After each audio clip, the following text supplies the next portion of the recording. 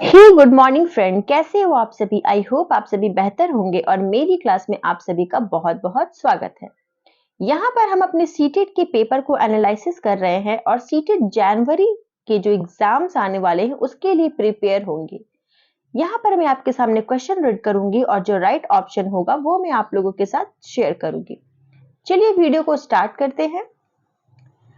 गुप्त काल के प्रथम कुलिक शब्द का अर्थ क्या है? और इसका राइट ऑप्शन होगा मुख्य शिल्पाकार। आप इन चारों ऑप्शन को देख सकते हैं, लेकिन मैं यहाँ पर आपके सामने केवल राइट ऑप्शन को ही शेयर करूंगी, जो कि है मुख्य शिल्पाकार। वे बुर्च बर्च छाल कहाँ पाई गई है जिस पर ऋग्वेद की वैदिक प्रार्थनाएं सूक्त लिखी गई है? और वो पाई गई है कश्मीर में। नेक्स्ट, निम्नलिखित में से कौन सी तमिल कृति हमें आम पुरुषों और महिलाओं के जीवन के बारे में सूचित करती है?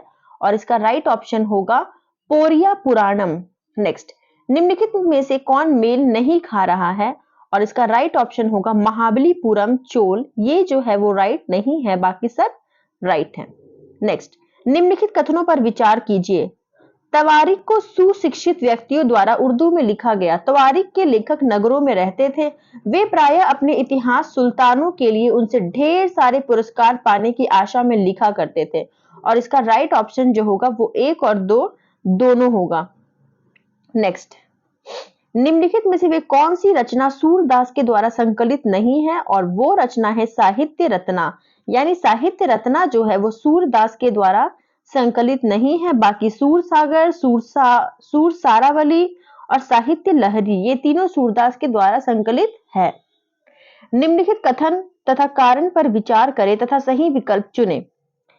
अभिकथन ए, 18वीं शताब्दी के दौरान मुगल साम्राज्य धीरे धीरे कई स्वतंत्र क्षेत्रीय राज्यों में बिखर गया। रीजन, मुगल सम्राटों की सत्ता के पतन के साथ कई प्रांतों के सूबेदारों और बड़े जमींदारों ने भारतीय उपमहाद्वीप के विभिन्न हिस्सों में अपनी शक्ति और प्रबल कर ली। और इसका जो राइट ऑप्शन है वो होगा ऑप्शन नंबर ए, यानी ए और आर दोनों सही हैं और आर सही व्याख्या करता है ए की। नेक्स्ट, किस क्षेत्र में भूस्वामियों को विल्लार कहा जाता है? तो इसका राइट ऑप्शन होगा 2, तमिल क्षेत्र। तमिल क्षेत्र में भूस्वामियों को विल्लार कहा जाता है।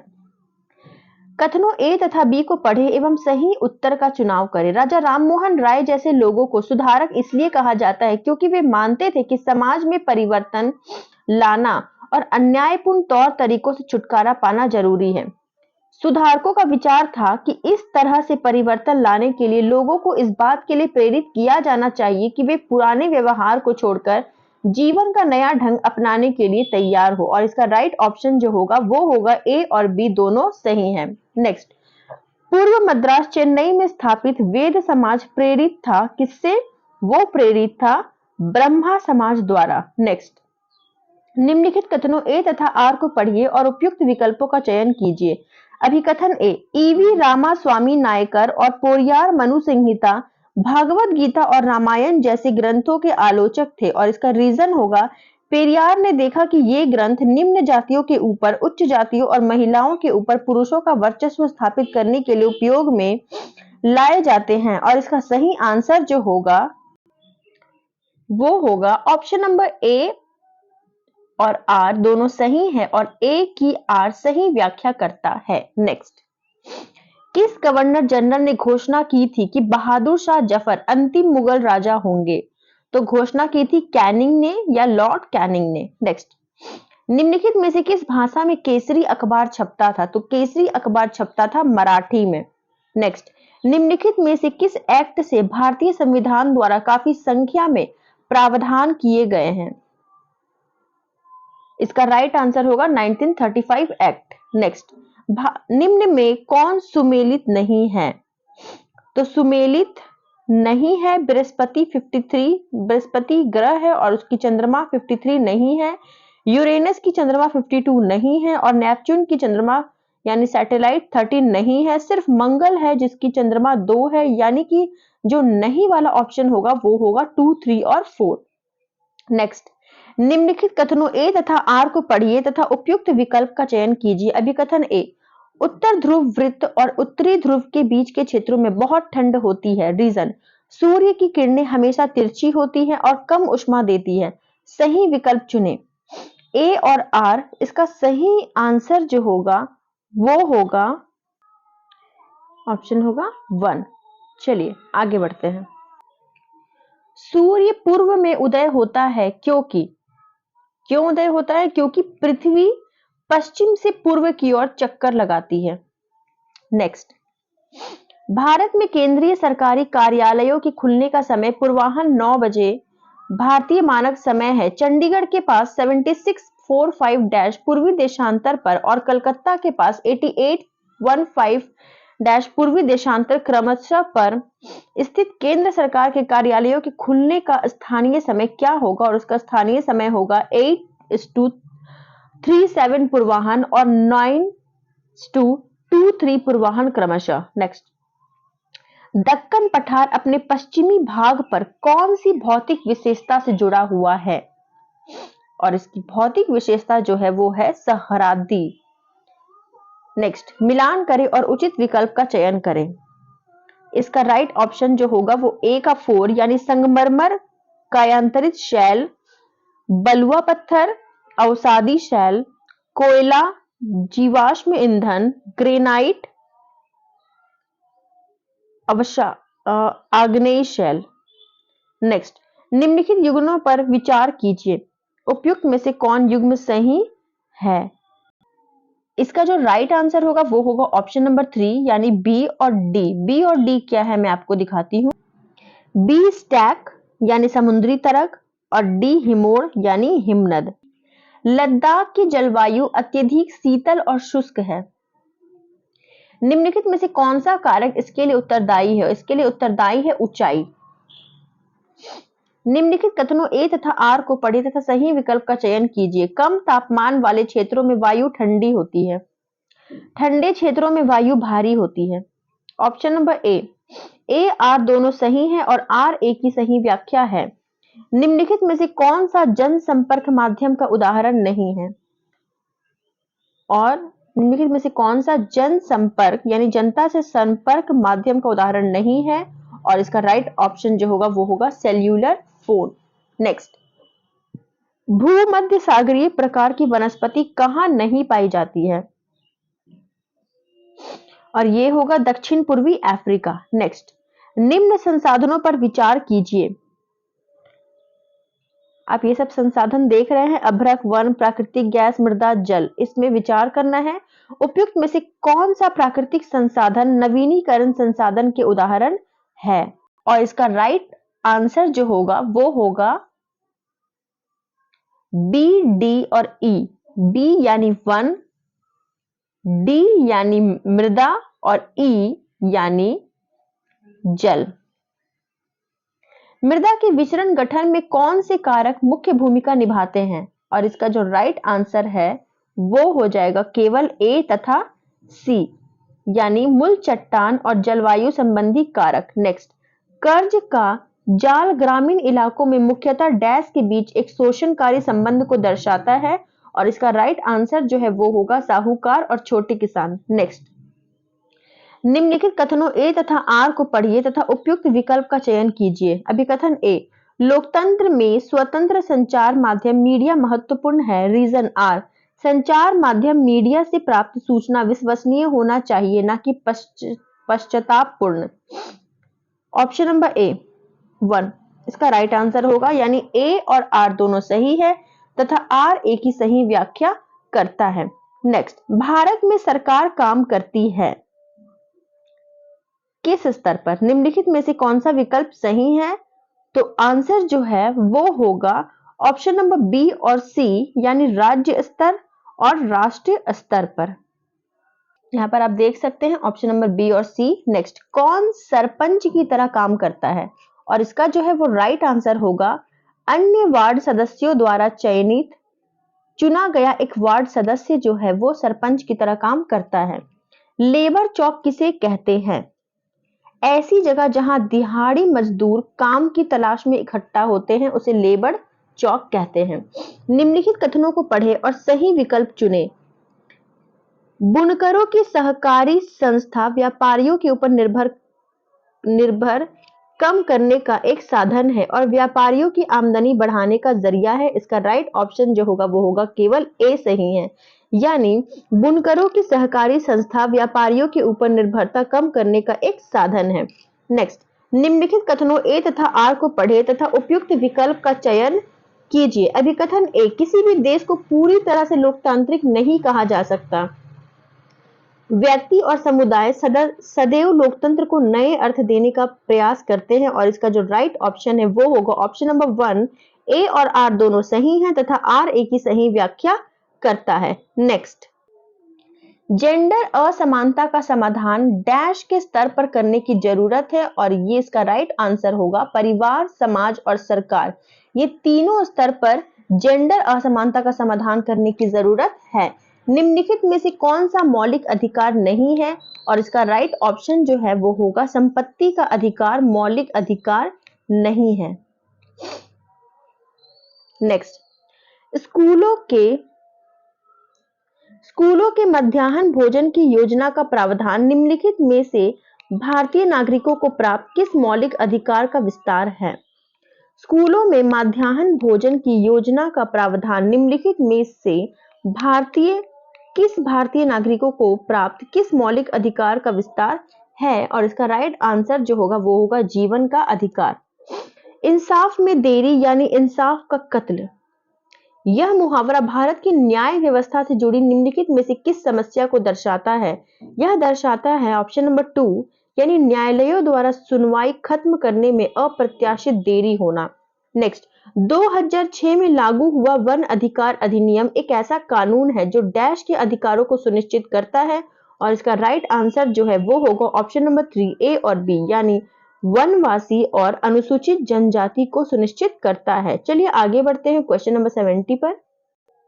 निम्नलिखित में से किस स्थिति को अनुभव करने के साथ हाशियाकरण प्रायः संबंधित होते हैं? और इसका राइट ऑप्शन जो होगा वो होगा सही विकल्प का चयन कीजिए ए और बी। ए में है अभाव या वंचन और बी में है भेदभाव। नेक्स्ट, सामाजिक विज्ञान में एक विषय के रूप में माध्यमिक स्तर पर डैश सम्मिलित नहीं है और इसका राइट आंसर जो होगा वो होगा मनोविज्ञान। ऐतिहासिक अध्ययन डैश के विकास में मदद करती है और इसका राइट आंसर जो होगा वो होगा ऑप्शन नंबर 2 ज्ञानात्मक पक्ष के स्तर। भूगोल की कक्षा में शिक्षक विशेषित क्षेत्रों को ढूंढने के लिए विद्यार्थियों को निम्नलिखित में से संलिप्त करने के द्वारा उसकी सहायता कर सकता है। क्या सहायता कर सकता है? इसका राइट ऑप्शन जो होगा वो होगा ऑप्शन नंबर 2 1 2 और 3। 1 यानी कुछ विशिष्ट विशेषताओं को पहचानने और रिकॉर्ड करने, 2 यानी मानचित्र का अध्ययन करने और 3 यानी मानचित्र पर सूचना ढूंढने के लिए। नेक्स्ट, निम्नलिखित समस्या समाधान के स्तरों को सही क्रम में सुव्यवस्थित कीजिए। मूल्यांकन और सुव्यवस्थित कीजिए और इसका राइट ऑप्शन जो होगा वो होगा ऑप्शन नंबर 1 3 4 2 1 3 यानी समस्या का सूत्रीकरण और व्याख्या करना, विचारों और विकल्पों को उत्पन्न करना, कार्य योजना बनाना और लागू करना, मूल्यांकन और पुनरीक्षण करना। नेक्स्ट, आगे बढ़ते हैं क्वेश्चन नंबर 75 की तरफ। मान लीजिए आप सरल से जटिल उपागम में पाठ्यचर्या को सुव्यवस्थित करना चाहते हैं। नीचे दिए गए उपयुक्त अनुक्रम में लगाकर उपयुक्त विकल्प का चयन कीजिए और इसका राइट ऑप्शन होगा ऑप्शन नंबर 4 1 3 4 2 1 यानी परिवार में रहना, 3 पड़ोस में परिवार, 4 बहुत पहले के समुदाय एंड 4 भारत के वन क्षेत्र।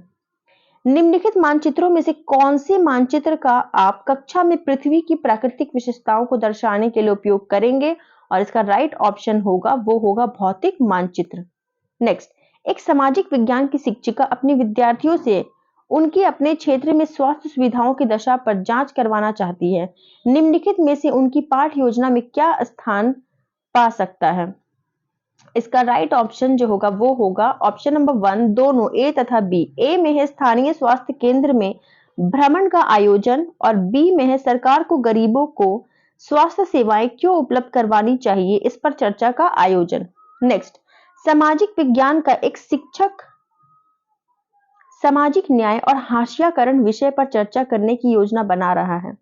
निम्नलिखित में से कौन से सर्वाधिक उपयुक्त अधिगम प्रतिफल है? और इसका जो राइट ऑप्शन होगा वो होगा ऑप्शन नंबर 3 यानी ए, सी और डी। डी में है विद्यार्थी जानते हैं कि किसे और कैसे सामाजिक न्याय अस्वीकृत किया जाता है। सी में है विद्यार्थी पहचानते हैं कि वास्तविक जीवन में हाशियाकरण कैसे होता है। और ए में है विद्यार्थी हाशियाकरण की अवधारणा को समझते हैं। नेक्स्ट, मैं एक मुस्लिम बहुल क्षेत्र में रहती हूँ। मैं और मेरा भाई पड़ोस में ही इफ्तार की एक दावत में गए और हमने परंपरागत कपड़े यानी क्रमशः शेरवानी एवं सलवार कमीज पहन रखे थे। बाद में हमने अपने कपड़े बदलकर जीन्स और टी शर्ट पहन लिया। आप उस लड़की के वृत्तांत को कैसे देखते हैं? ऑप्शन नंबर 2 ए और सी। ए यानी कपड़ों को पहचान के निशान के रूप में भी देखा जा सकता है। सी कपड़ों को आराम के लिए और मौके के अनुसार पहनना चाहिए। नेक्स्ट, निम्नलिखित में से किन प्रश्नों से छात्रों के आलोचनात्मक विवेचन को प्रोत्साहन मिलता है? उपयुक्त विकल्प चुनें। इसका राइट आंसर जो है वो होगा ऑप्शन नंबर 2 बी और डी। बी यानी बहुदलित व्यवस्था के गुण और अवगुण क्या क्या है। एंड डी आज के गांवों और महाजनपद के समय के गांवों की व्यवस्था में 3 अंतरों को बताएं। नेक्स्ट, निम्नलिखित कथनों ए तथा आर को पढ़िए तथा सही विकल्प का चयन कीजिए। अभिकथन ए, ब्रांडिंग का अर्थ किसी उत्पाद पर किसी विशेष नाम या चिन्ह की मोहर लगाना ताकि एक उत्पाद को बाजार में प्रचलित अन्य उत्पादों से अलग भिन्न दिखे। कारण, ब्रांडिंग या दागना पशुपालन की जरूरत से उभरा एक शब्द है जहां मालिकों ने पशुओं पर पहचानने की समस्या को दूर करने के लिए अपना खास चिन्ह लगाने का सोचा। ए और आर दोनों सही हैं तथा ए की आर सही व्याख्या करता है। नेक्स्ट, निम्नलिखित कथनों ए तथा आर पर विचार करें और सही विकल्प का चयन करें। ए, सामाजिक विज्ञान सामग्रियों के विकास का विकेंद्रीयकरण करने की जरूरत है जहां शिक्षक, विद्यार्थी और समुदाय के सदस्य अपनी वास्तविकताओं को प्रस्तुत करें। आर, विकेंद्रीयकरण विभिन्न क्षेत्रों और सामाजिक समूहों से आए विद्यार्थियों को जिन सामाजिक विज्ञान पाठ्यचर्या सामग्रियों के साथ वे काम करते हैं उनके साथ जोड़कर देखने में सबल बनाता है। और इसका जो राइट आंसर है वो होगा ऑप्शन नंबर 1। ए और आर दोनों सही है और ए की आर सही व्याख्या करता है। नेक्स्ट, निम्नलिखित कथनों ए तथा आर पर विचार करें और सही विकल्प का चयन करें। कथन ए, परंपरागत रूप से सामाजिक विज्ञान पाठ्यचर्या में जेंडर संबंधी मुद्दों के समायोजन में स्त्रियों के उदाहरणों को शामिल करते हैं। रीजन, किसी भी ऐतिहासिक घटना और समकालीन मुद्दों की चर्चा में स्त्री परिप्रेक्ष्य को एकीकृत करने की आवश्यकता है। इसका जो राइट आंसर है वो होगा ए और आर दोनों सही हैं। नेक्स्ट, इनमें से कौन द्वितीय स्रोत का उदाहरण है? और इसका राइट ऑप्शन जो होगा वो होगा केवल ए यानी विद्वानों की पत्रिकाएं। माध्यमिक मिडिल स्तर पर स्वतंत्रता संग्राम के ऊपर एक परियोजना करने के लिए निम्नलिखित में से कौन सा न्यूनतम रूप से अनिवार्य हो सकता है? और इसका राइट आंसर जो होगा वो होगा प्रश्नावली पर आधारित आंकड़ों का संग्रह। क्वेश्चन नंबर 86, आरटीई एक्ट 2009 के अनुसार निम्नलिखित में से कौन सी संख्या संस्थाओं में मूल्यांकन प्रक्रमों को विकसित करने की अपेक्षा है? और इसका जो राइट आंसर होगा वो होगा ऑप्शन नंबर 1 ए और बी दोनों यानी केंद्र सरकार एवं राज्य सरकार दोनों। नेक्स्ट, किसी कक्षा या विद्यालय का आकलन चक्र डैश से आरंभ होता है और डैश पर समाप्त यानी नियोजन आकलन और से प्रारंभ होता है और योगात्मक आकलन पर खत्म। नेक्स्ट, विद्यालयों के कार्यों के स्वोद्देश्य संग्रहण को डैश माना जाता है। Option number 2 portfolio. सामाजिक विज्ञान की एक शिक्षिका यह मूल्यांकित करना चाहती है कि क्या विद्यार्थियों ने जनसंख्या पिरामिड के संप्रत्यय को समझ लिया है या नहीं। निम्न में से क्या सहायक हो सकता है? और इसका आंसर है ऑप्शन नंबर 1 यानी ए तथा बी। और ए में है वे जनसंख्या पिरामिड को पढ़ सकते हैं और उनकी व्याख्या कर सकते हैं। एंड बी, दिए गए आंकड़ों के आधार पर जनसंख्या पिरामिड बना सकते हैं। एंड ये लास्ट क्वेश्चन है, निम्नलिखित में से कौन से प्रश्न अधिगमकर्ताओं के विश्लेषण करने के कौशल को आंकते हैं?